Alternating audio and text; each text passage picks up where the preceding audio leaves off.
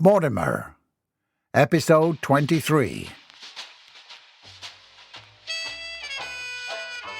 Thank you for tuning into Mortimer, a book written by M.W. Cedars and narrated by Michael Drew. The theme music was written and performed by Danny Torgerson. Mortimer is an entire novel that you may decide to read in print or digital form. Yet each episode of this audio podcast is broken up into a serial of sorts for your enjoyment. We hope you enjoy this duty-free audio presentation of Mortimer.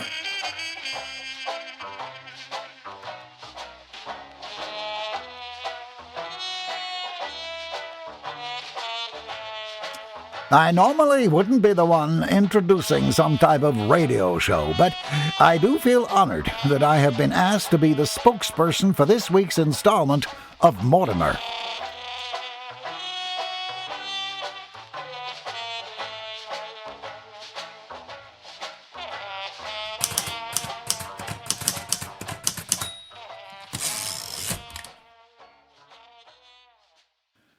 Compelled by gravity, Mortimer's prodigious frame shot through the air like a cannonball arcing downward. A moment later, his howling shriek was silenced as the Atlantic engulfed her prey. The crew had run to the starboard side and looked over just in time to see the self-proclaimed captain disappear beneath the surface of the sea with a whoosh and a splash. A multitudinous flurry of bubbles rose to the surface from where he had plunged, but Mortimer was nowhere to be seen. Water shot into his ears and up his nostrils, saturating his entire being with an unsanitary fish-laden wetness. Most irritatingly was the onslaught of the briny sea tang which invaded Mortimer's bushy moustache, lapel, and shoes. Worry numbed by liquid courage, Mortimer blew water out of his nostrils and flopped over, so that his belly was down, his eyes closed against the frigid water. He sank farther and farther down, not fearing his inevitable end, but rather wondering of the status of his pocket's contents. For after he had changed into his sailing uniform, he had transferred all of his items from his former outfit to the new, items of which Mortimer assumed were now tarnished with squalid sea cream. Busily absorbed in his thoughts, he did not notice the boathook that had splashed into the foam. Mortimer peeked one eye open in time to see a body drop into the sea beside him. Through the density of the darkness, he could not make out the face. Suddenly, Mortimer became aware of the frightening lack of oxygen remaining in his lungs, and he jerked his legs fruitlessly as he continued to sink. His thoughts were beginning to dissolve into a salty froth that surrounded his sinking frame. Hook in hand, the man swam skillfully toward Mortimer and grabbed the waistband at Mortimer's hip.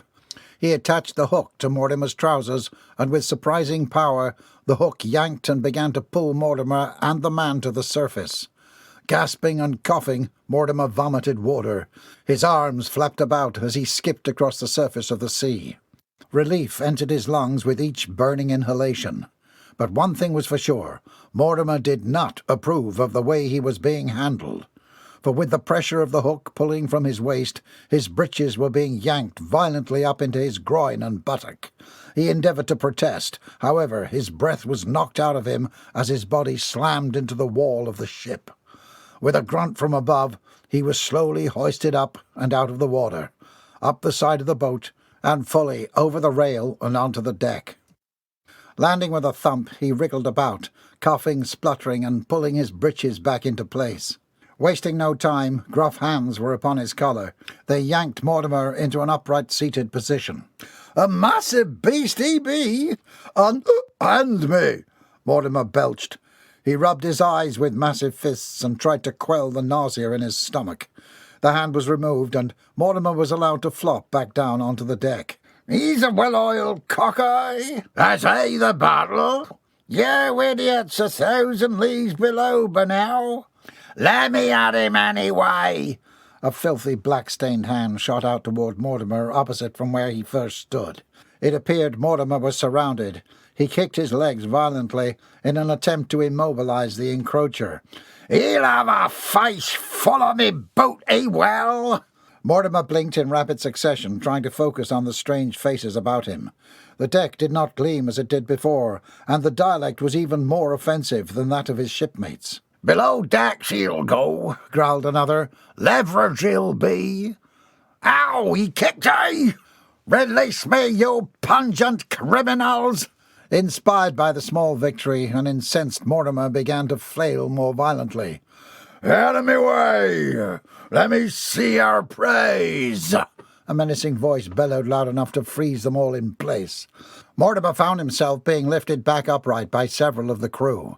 He gazed in the direction of the voice that had commanded silence in so few words. The crowd spread as two booted feet took several steps forward, a cane drumming the deck with each step. Then Mortimer saw him. Towering above the rest, this man was truly abhorrent to look at. Wearing torn leather boots that came up to his knees, his legs were clad in tattered black trousers. Broad shoulders were covered in a violet velvet coat, worn and torn from a life at sea. He gripped an intricately carved cane with a massive fist, as his other hand was hidden.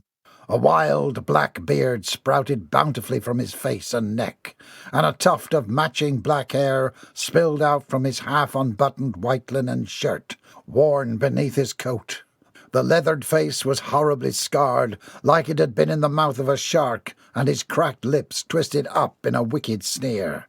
His mangy black head of hair was covered by a black cocked hat, which boasted a pair of brown and white feathers. "Hey, what are ye staring at?" growled the man on Mortimer's right. Mortimer did not answer. He had been stunned into uncharacteristic silence. The man came closer, his cane vibrating the deck with each advancing step. Mortimer could now smell the pirate's fetid tobacco-tinged breath. He stepped forward. Entering a shaft of moonlight, Mortimer noticed a weapon cloaked in black leather on the side opposite the cane. Before another word was said, an explosion sounded in the distance. "Oh, they want to fight, do they?" The repugnant pirate's attention at once diverted from his prisoner. "Jackets off the cannons!"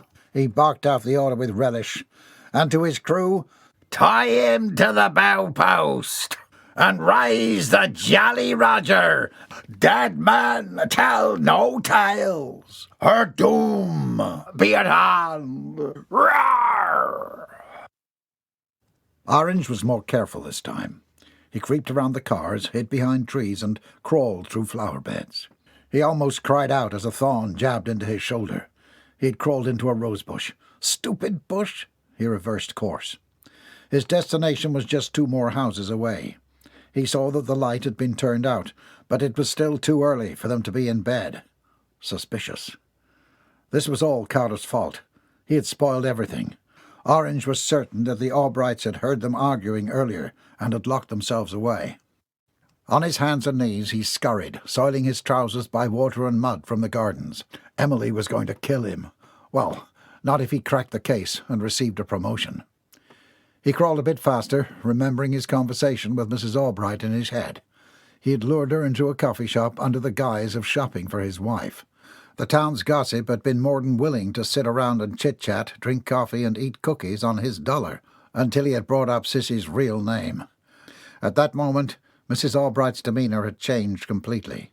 She had all but admitted knowing the girl, and then run off as though she'd tipped her hand. Very suspicious.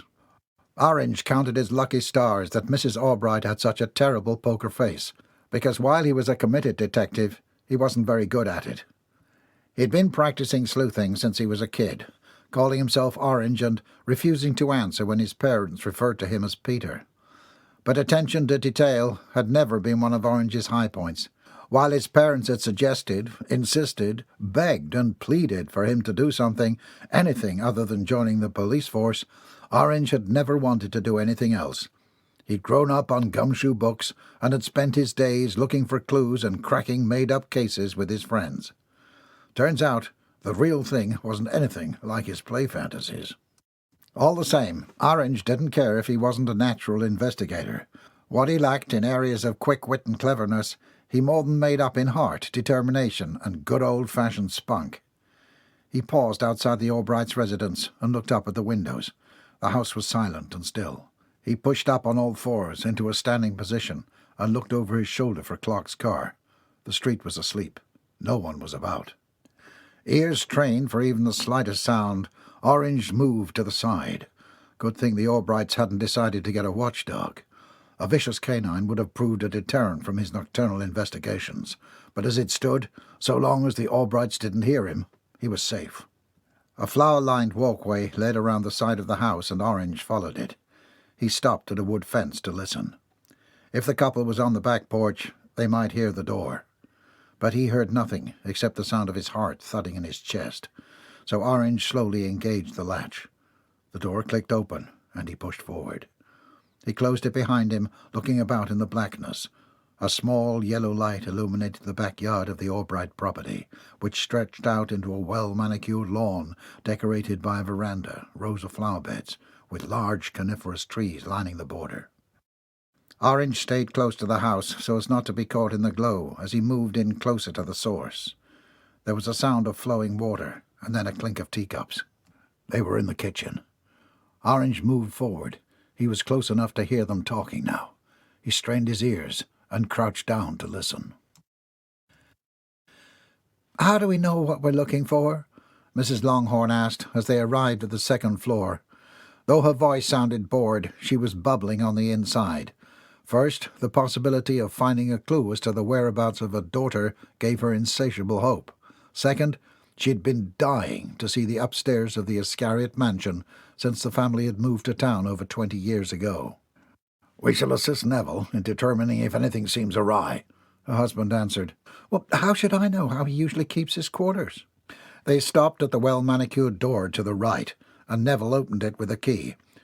"Do understand that the young master was in the middle of a—" he cleared his throat— "project, so you may observe that things are somewhat in disarray."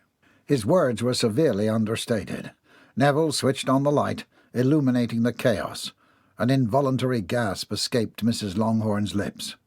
While the essentials were breathtaking, the room looked like it had been the scene of a crime. Her eyes gleamed with interest. She admired the four-poster Moroccan bed with maroon satin comforter set. Her fashion-focused mind reeled upon spotting the massive mahogany desk, dresser and matching armoire that made up the furniture. Her breath caught in her throat as she looked down and saw the spacious and delicately woven rug covering the wooden floors. Much to her delight, there were double doors that led to a balcony that was framed by heavy curtains, and the art that decorated the walls were one-of-a-kind originals. More distracted by the chaos that covered the bed, desk, floors, dresser-tops, and every other nook and cranny, her husband did not share her appreciation for the room. "What in God's name has he been doing in here?" he cried. She knew the look on his face. For her husband appreciated minimalism, decorum, simplicity, and essentialism. Any extravagance, indulgence, or mess, for that matter, made him simply crazy. "He collects things that he finds and uses them to build miniature ships. But how many has he made?" Mrs. Longhorn lifted a bottle containing an intricately designed boat. "Over 100, I do believe," came the butler's answer. "I don't know what we're looking for in all this mess. Lily could have found over 1,000 things in here." Mr. Longhorn's face flushed with frustration. "This is a den of a lunatic." "Now, darling," Mrs. Longhorn placed a hand on her husband's arm, "there has to be a clue somewhere. The girl said she wasn't gone long. She had to have been looking for something in particular." "Do forgive my delay." Mrs. Dixon came into the bedroom. She had finally tucked the mistress, Mrs. Ascariot, into bed, with Milly assisting by reciting her a bedtime story. Mrs. Peabody and her husband, on the other hand, had taken the car and were driving the interloping poodle to the pound downtown. Mrs. Dixon could not risk that mangy beast coming back and spreading disease and disgrace about her mansion. "Mrs. Dixon," Neville said, "do you see anything out of place?" Every inch of the desk was covered with litter. There were piles upon piles of bottles, magazines, knickknacks, and bottle ships strewn about the room. She flushed with embarrassment as the Longhorns observed the status of her squire's room. "Well, I'm sure there is something." Mrs. Dixon looked about desperately. "Give me a moment." "Does he not throw anything away?" Mr. Longhorn could not contain his horror. "He collects items when he's out he believes could be useful for his miniature constructions," Neville offered with a shrug, though I do believe he's got a little out of hand. A little? Leopold, hush, his wife chastised. She went to the bed and lifted Mortimer's jacket. Was he wearing this on the night of the party? Mrs. Dixon shook her head. I made him change before the party. She joined Mrs. Longhorn at the bed. He was wearing this jacket here, these slacks, mustard cravat, undergarments, and, of course, his captain's hat. I did notice he was not wearing it to the party. Longhorn kicked a pile of trinkets. Good choice. At that moment, holding Mortimer's garments in her hands, Mrs. Dixon was flooded with realization. Where does he keep his hat, then? Mrs. Longhorn wanted to know. Neville, check the coat rack for Mortimer's hat. You told him to leave it upstairs, Neville argued. The guard said Mortimer left with his hat anyway. He was right, of course. Mrs. Dixon had explicitly said to Mortimer that he could not take his hat with him to the party, and told him to leave it upstairs so as to prevent any sort of temptation upon seeing it throughout the night. And the guard at the shipyard had identified Mortimer by his hat. But the boy had been mistaken. Mrs. Dixon met the butler's eyes. What? Mrs. Longhorn looked from one to the other. You're not suggesting Lily Lou stole Mortimer's hat, are you? Mr. Longhorn hit the nail on the head. Yes, Mrs. Dixon's mind raced. Yes, I am. But what would she want that dingy thing for? Mrs. Longhorn was befuddled. Neville, what did the boy at the dock say when you asked if Mortimer had boarded the Longhorn ship to Africa? He said that, and I quote, Neville lifted both hands to make the quotation gesture, a genteel young man boarded the ship. And what else did he say? Mrs. Dixon pressed. He said that the young man was wearing a captain's hat, and that he boarded the ship accompanied by another man wearing a brown cloak. What are you two babbling about? Longhorn had had enough. Mrs. Dixon turned to the Longhorns, her expression ashen. Mortimer did not board your ship, sir. Mrs. Dixon's heart thudded in her chest. Why had she insisted upon getting Mortimer married? This was all her fault. Mr. Longhorn, Mrs. Dixon met the austere man's gaze intensely. Has your daughter ever expressed a desire to travel? Of course not. Mr. Longhorn lied, and then, it was Mortimer's hat that the boy saw. This has nothing to do with my daughter. Mr. Longhorn turned to his wife. Come with me. We're going home. No. Mrs. Dixon grabbed the man's sleeve and spoke with urgency. It wasn't Mortimer that boarded the cruise to Africa that morning. Mrs. Dixon felt immensely sad. She put her free hand to her breast as she said the next words aloud. It was Lily Lou and Percy. Ridiculous, Longhorn said, shaking off her grasp. I have a list of passengers. Did you look at the list of names? Mrs. Dixon challenged. Mr. Longhorn hesitated. It was not readily available. Leopold? It all fits into place. Mrs. Dixon barreled on. Lily Lou and Percy have run away together. We know because of the note they wrote on Mortimer's special drawing paper. Percy could have used any paper, but something drew him upstairs, and in particular to Mortimer's room. Mortimer had left his captain's hat in there, and Percy knew that. Mrs. Dixon spoke more quickly as she went on. Neville's jaw dropped as the nanny's words sank in. Percy apprehended Mortimer's captain's hat, and he used Mortimer's ticket and went in his cousin's place, wearing Mortimer's hat as a disguise. The boy said that Mortimer was accompanied by a man in a cloak. Mrs. Dixon took a deep breath. Mr. Longhorn, I am absolutely certain that at this very moment your daughter is on a ship bound for an African safari. Lily Lou was the man in the cloak. At the finale of Mrs. Dixon's declaration, a loud crashing noise erupted from the doorway. Mrs. Dixon, Neville, and Mr. Longhorn looked over just in time to see Mrs. Longhorn as she passed out and landed amongst a pile of intricately designed and handcrafted bottle boats. The crew broke into a cascade of cackles as they burst into action, preparing the ship for battle. To the bow we go! Came their desperate cries. Mortimer wished he were back in the ocean, sinking toward the foul sea floor. They jerked their prisoner forward with uncivilized glee. He'll be our figurehead! Ain't the figurehead supposed to be a mermaid or something? You daft ass! The first twisted over to thrust his fist into the other's face. "He's our victory flag!" "She'll be easy to sink.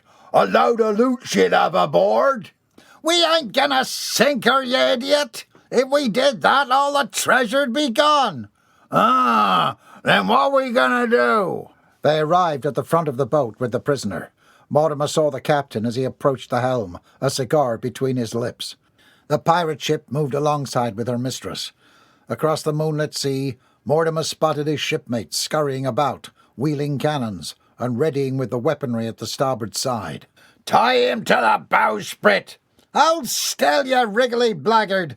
Mortimer wriggled violently. He had to do something to stop the villainous, degenerate, mephitic beasts from destroying her mistress. Rage burned in Mortimer's chest, and he jerked with all his might. Yet all of his shimmying, shaking, and writhing were no match for the grips of the pirates, who sang, laughed, and breathed with halitosis upon Mortimer's being. They quickly secured him to the wooden plank, and began wrapping rope around his midsection. "Raise the white flag, and we'll kill you quickly!" The sandpaper voice screamed across the deep blue. "Never!" came the reply from the esquire. "We'll rip and burn, you Jolly Roger!" "Ye boats no match for the devil's sanctum!" Mortimer found himself dangling back over the ocean now. The rope had been wrapped around his belly over a dozen times. He felt like one of his sausages on a skewer over a flame. His captors laughed and jeered at him as they awaited the ships to ready their position for battle. Then their captain roared out the order to his crew. "Drop the anchor! We'll hang ye by the gibbet!" The threat sounded impotent in contrast to the menacing howl of the pirates' heckling. Mortimer wrenched and kicked. He had to get free. The evening air picked up speed as the breeze chilled Mortimer's damp frame. His bountiful mound of hair blew about his face, and his moustache trembled. "Light the cannon!" "No!" Mortimer shrieked above the banter. He could take it no more. "I demand to speak to the captain first!" The pirates about him laughed, their voices like 100 deranged clowns. A yard or so across the way, Mortimer could see Sid and Cowlick on the deck, a look of shock across their faces. The pirate captain stormed across the deck toward him. "Shall I put a bullet in his head?" a hopeful miscreant asked as his captain walked past. The captain ignored the question and stopped at the bow rail near where Mortimer had been tied. His tobacco-stained lips curled up, but he did not address Mortimer, and instead he held out his hooked hand, gesturing toward his prize, and cried out across the sea, "Will he shoot and kill your own man?" The crew of the Esquire began to protest and shout. Above the clamorous din, Mortimer heard Killigrew's voice. "Surrender, or meet your end! Drop your anchor! Me men will come aboard!" Negotiated the captain. He truly hated to actually sink the magnificent ship. At every possible opportunity he would commandeer a ship, as well as its generous booty. "If ye agree, we'll let some of ye live," he lied. "A pirate shall never board the Esquire." At this, the captain pulled his pistol from the pouch, armed it, and pointed it at Mortimer. He spoke loud enough for all to hear. "What is ye last wish, then, ye treacherous bilge swiller? Speak quickly before I put a hole in your skull." "No!" Killigrew shouted. Then to his men, "Drop the anchor!" "I have a trade!" Mortimer tilted his chin with defiance. The captain narrowed one eye. "What are ye saying, you fat imbecile?" "I have something that might interest you, but I first demand to be released." "Or I could just kill ye now and search ye dead remains after I sunk ye precious ship." The gun aimed precisely toward Mortimer's forehead. "Unless it is not on my habitus." This intrigued the captain. The crew of both the ships held their collective breath, waiting for his decision. After what seemed an eternity, he lowered his gun. "Untie him! Any false move and I'll kill him myself." The marauders jumped obediently into action. A few moments later, Mortimer was standing atop the deck of the pirate ship. He put his hands casually into his pocket, a jolt of relief filling his breast. "What is it ye have?" the captain demanded. "I give 'ee 3 seconds afore I shoot 'ee." Mortimer clasped tin in his pocket. It was the tobacco tin from his ridiculous uncle's horrible tobacco farm. As far as Mortimer was concerned, everything that came from Jebediah Binkley's hand was an absolute monstrosity. With luck, the captain would be so horrified and sickened by Jebediah's tobacco that Mortimer would be able to escape. He revealed the tin. "Bring it here." The captain's face blackened. A member of the pirate ship brigand yanked the tin from Mortimer's hands. 2 others flanked his sides to prevent him from escaping. The captain lowered his weapon as the first brought him the tin of tobacco. Having only one hand, he could not open the tin, and so he belted out an order, and a pirate quickly opened it for him. "Bring me a match and rolling papers," the captain growled. "What is your name?" Mortimer puffed out his chest, waiting for the captain to roll and light the cigarette and begin choking to death. "Captain Mortimer Ascariot," he cried loud enough for all to hear. Mortimer did not see the shocked expressions of the crew aboard the Esquire upon hearing his true identity revealed. The captain visibly straightened his shoulders and grimaced deeply. "Ascariot, ye say?" The first mate lit a match and lifted it to the hand-rolled cigarette at his superior's lips. The captain inhaled and was engulfed in smoke. "What if they know?" Mrs. Albright twisted the teacup between trembling fingers. "Do sit down, darling," said the blonde from the table. "There must be a solution." "Well, what solution can there be?" Mrs. Albright's voice pitched. "Sit down," commanded her husband, "and lower your voice." Obediently, Mrs. Albright joined the 2 others at the table, but her fingers continued to move restlessly. "Do you think they're still out there?" "No, and your yelling is giving me a headache." Mr. Albright rubbed a finger to his temple. "The 2 of you need to calm down. Now, there's nothing to worry about." Well, how do you explain the officer outside our window?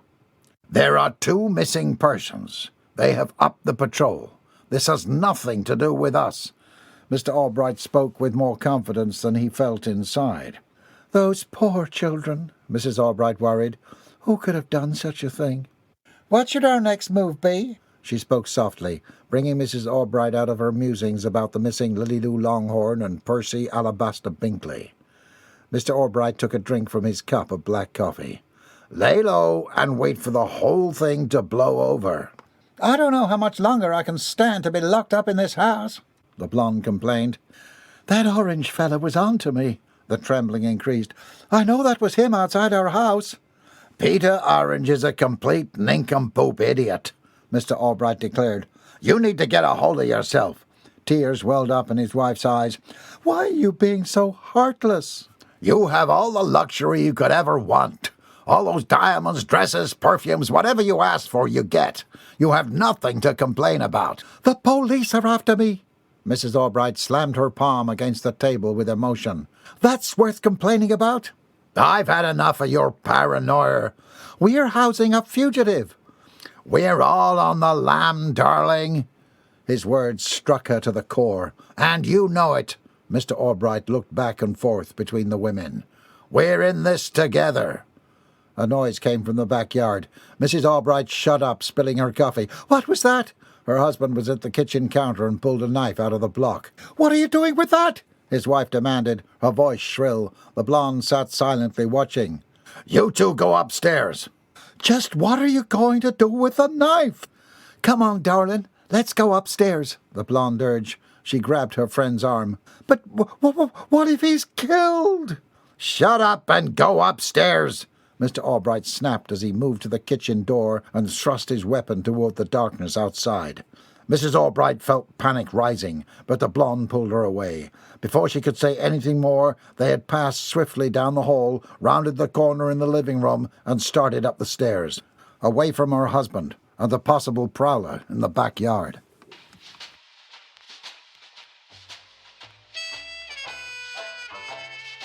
Learn more at www.mortimerbook.com. Copyright 2022 M.W. Cedars. written by M.W. Cedars, the author's pseudonym, audiobook performance by Michael Drew. Neither this author, nor affiliates, comrades, patriots, or associates are engaged in rendering professional or non-professional advice, services, recommendations, or any other suggestions of any kind to the individual reader. This book is purely fiction, and all opinions and all likenesses of characters, industries, cities, or associations with any place or anyone you know are purely coincidental. Thank you for subscribing to Mortimer, a book written by M.W. Cedars and narrated by Michael Drew. The theme music was written and performed by Danny Torgerson. Be sure to download the next episode.